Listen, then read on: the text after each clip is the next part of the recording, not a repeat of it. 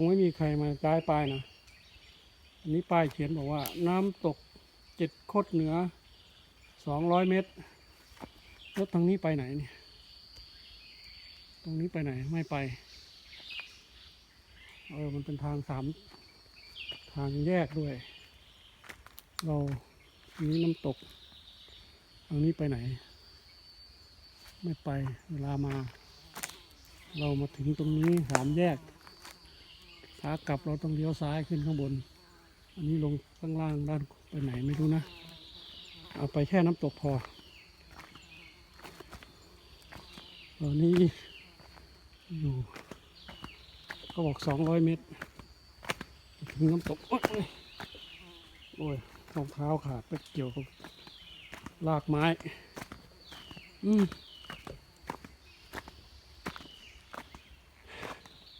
ถึงน่าจะไปถึง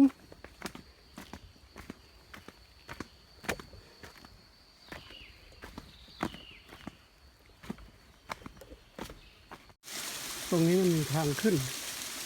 มันเป็นหินขึ้นเพื่อจะไปดูว่าแหล่งน้ำมาจากไหนน่าขึ้นไปไหม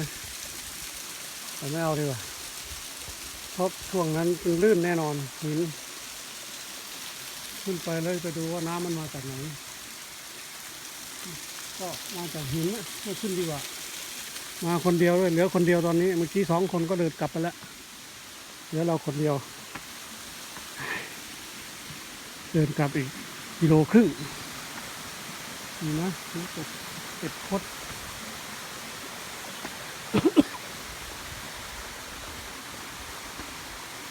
ตรงโน้นมีป้ายบอกอะไรก็ไม่รู้ไปไหนก็ไม่ลง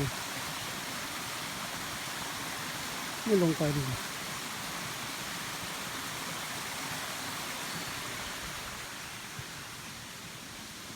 ไม่ลงไปแล้วก็ไม่ขึ้นไปดูตรงโน้นก็เป็นต้นไม้แต่น้ำมันมาจากไหน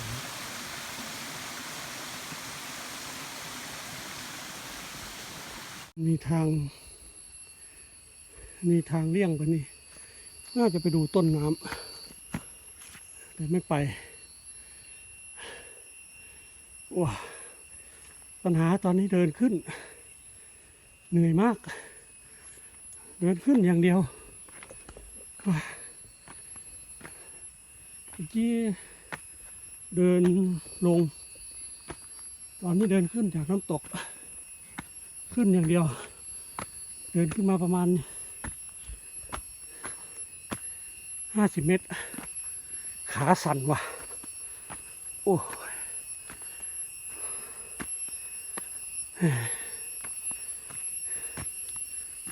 เดินขึ้นอย่างเดียว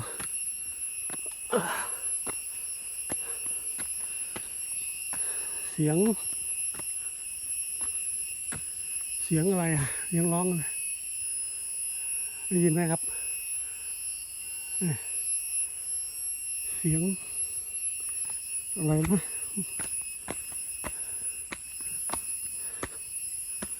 อันนี้โดยเดินขึ้นอย่างเดียวครับผ่านมา50-60 เมตรเหนื่อยไม่เท่าไหร่แต่ขาปวดขารองเท้าก็ขาดโอ้ย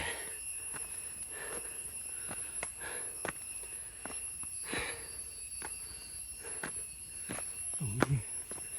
เราก็เดินขึ้นอีก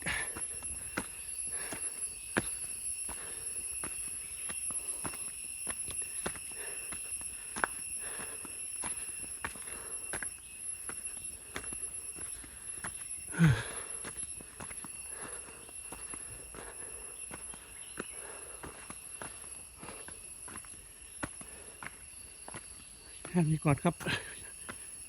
เจอกันข้างล่างตอนนี้เดินขึ้นอย่างเดียวละเหนื่อยเจอปวกก็เดินลักษณะนี้ปวกเนี่ยเดินลง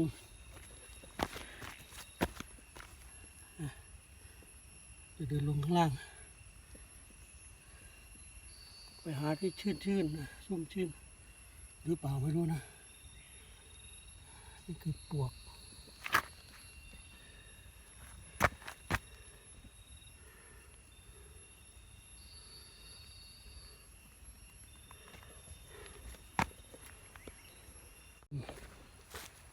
ลูกดิงลูกดึงลูกดิงอะไรต้นใหญ่สูง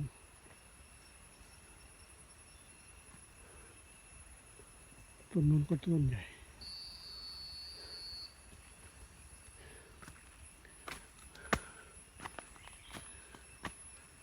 เดินขึ้นอย่างเดียวเหนื่อย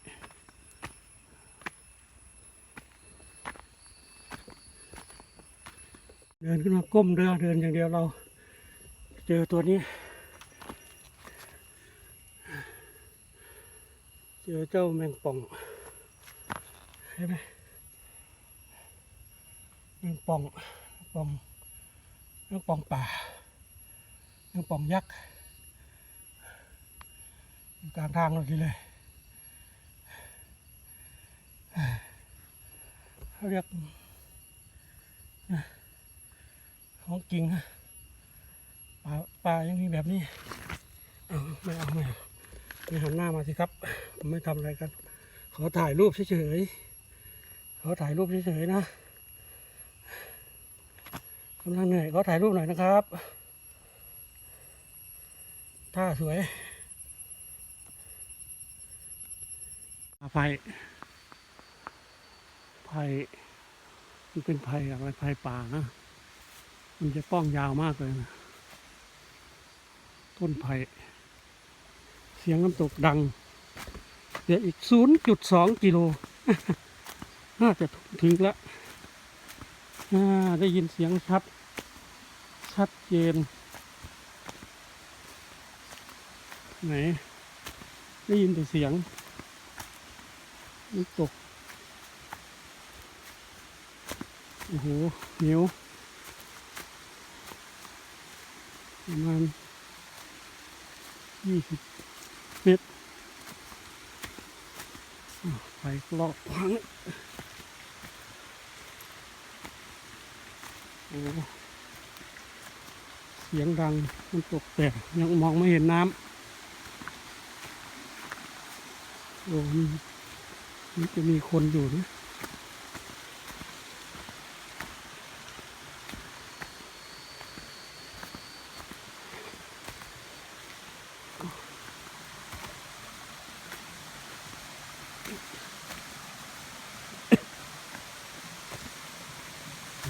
เนี่ยติดคด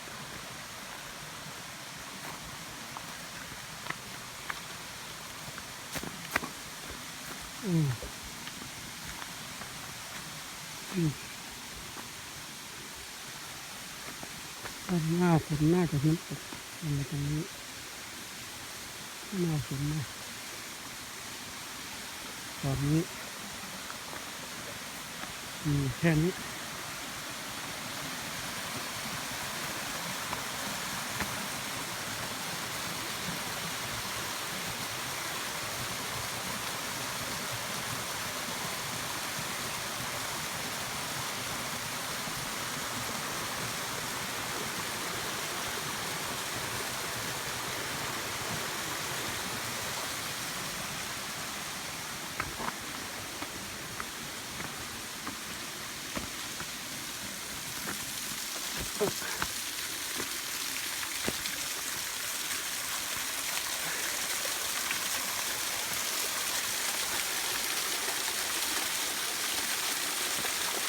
แค่นี้น้ำตกเก็บคดน้ำตกเก็บคดเหนือ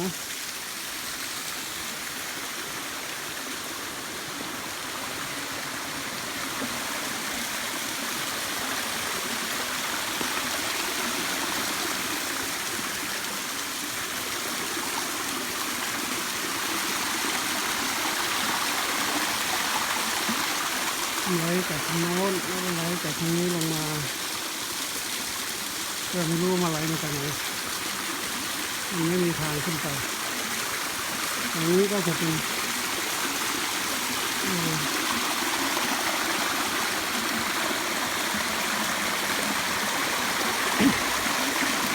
ถึงแล้วน้ำตกเจ็ดคด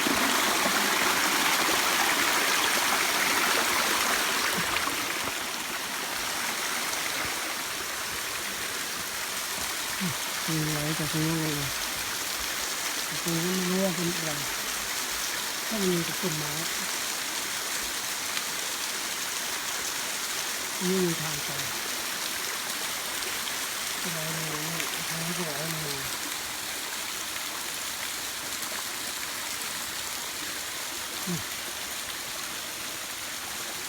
ลลงมาตกตรงนี้ตกเจ็ดคดไหลลงมานี้ที่ต้นอะไรเหมือนต้นอะไรนะเหมือนกับอะไรนะ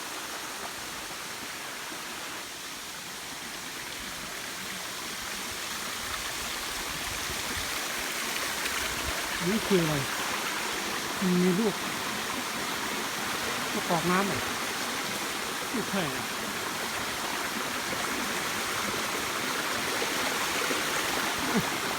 เดี๋ยวขอถ่ายรูปเป็นที่ระลึกหน่อยโอ้ดอกไม้ตรงโน้นสวยมากเลยสีชมพูต้องแดดส่องนี่นะ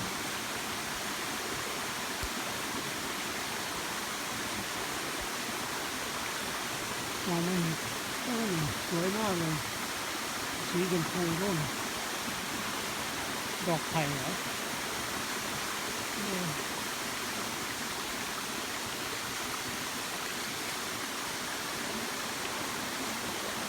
ข้างล่างเป็นลานหิน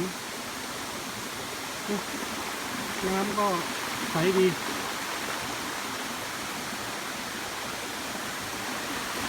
ประมาณนี้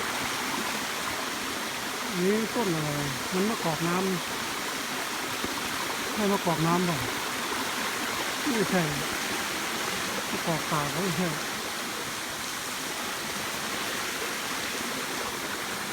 ก็ยุงเยอะเดี๋ยวขอถ่ายรูปเป็นที่ระลึกที่น้ำตกเจ็ดคดหน่อย